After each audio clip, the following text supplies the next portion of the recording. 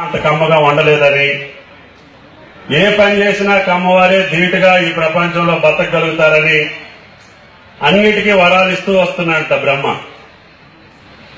అన్నిట్లో కూడా కమ్మవారికే వస్తున్నాయి వరాలు.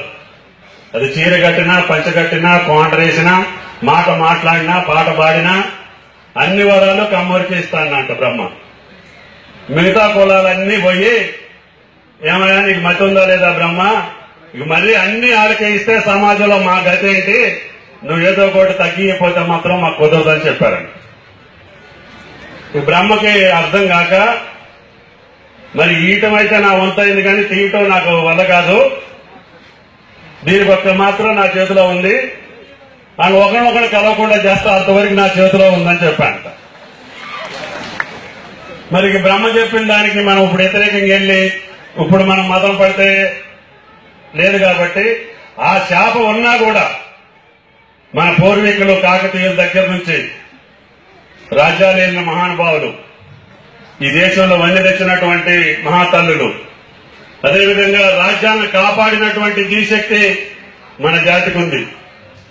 ఏ ఒక్క కార్యక్రమంలో చూసుకున్నా కమ్మ జాతికి ప్రపంచంలో ఎక్కడా ఎదురులేనటువంటి జాతి, తల వంతున్నటువంటి జాతి, చెయ్యి దాతున్నటువంటి జాతి, అందరికీ కలుపుకొని పోగలిగినటువంటి జాతి మన జాతే ఉంది. ఆ కులంలో పుట్టడమే మన అదృష్టం. ఆ కులం యొక్క కీర్తి ప్రతిష్టల్ని, సంస్కృతిని, సంప్రదాయాన్ని ప్రాణం పోయినా మచ్చ లేకుండా బతకటమే మన యొక్క జయం తప్ప, మనకి భగవంతుడిచ్చిన శాపం పోవాలని చెప్పి కోరుకోవటం తప్పు. ఆ శాపం ఉన్నా కూడా ఈనాడు ప్రపంచంలో కమ్మ జాతి అగ్రభాగాన్ని ఉండగలుగుతుంది. మీకు అజయ్ గారు చెప్పిన అన్ని సెక్టార్లో భవిష్యత్తులో కూడా ఉంటది.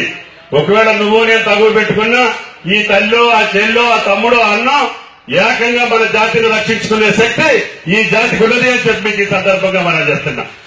మన స్వార్థం కోసమో, మన స్వలాభం కోసమో, మన పదవుల కోసమో, మన సంపాదన కోసమో మనం ఈ జాతిని చేర్చాలనో, ఈ జాతిని కించపరచాలనో, ఈ జాతిని అవమానపరచాలనో, ఈ జాతిని బాధ పెట్టాలనో చూస్తే అది మన జాతి క్షమించదు. అది మీరు గుర్తు పెట్టుకోవాలని చెప్పి కూడా మీకు విజ్ఞప్తి చేస్తున్నా. అందుకని ఇంత కమ్మని జాతిలో, ఇంత తీయని జాతిలో, ఇంత ధైర్యం కలిగినటువంటి జాతిలో, ఇంత సాహసం కలిగినటువంటి జాతిలో, ఇంత త్యాగం కలిగినటువంటి జాతిలో, ఇంత ఘన చరిత్ర కలిగిన జాతిలో భగవంతుడు మన పుట్టించడమే మనకి పుణ్యం, పురుషార్థం. అంతకంటే మన జన్మకు ఇంకోటి అవసరం లేదు అని చెప్పి ఈ సందర్భంగా మనం చేస్తూ, ఇందాక అజయ్ గారు చెప్పినట్లుగా ఆంధ్రదేశంలో గాని తెలంగాణలో గాని ఎక్కువ కమ్మవారు ఉన్నటువంటి శాతం కలిగినటువంటి ఖమ్మం జిల్లాలో ఈ జాతికి కీర్తి ప్రతిష్టలు తేవటమే మీ మనిషిగా మా ముందున్నటువంటి బాధ్యత. అదేవిధంగా ఏ రంగంలో ఉన్నా, ఎక్కడున్నా ఈ జాతి యొక్క గౌరవ ప్రతిష్టల్ని మేము దృష్టిలో పెట్టుకుని ముందుకు పోతాం. దానికి ఏ డోకా ఉండదని చెప్పి కూడా మీకు విజ్ఞప్తి చేస్తూ, మీ కీర్తి ప్రతిష్టలు పెంచడానికి భగవంతుడు మీరు మమ్మల్ని ఆశీర్వదించాలని చెప్పి ప్రార్థిస్తూ సెలవు తీసుకుంటున్నా. జై తెలంగాణ. ధన్యవాదాలు మంత్రి గారికి. చాలా సంతోషం ఈనాటి ఈ ఉత్సాహాన్ని చూసి.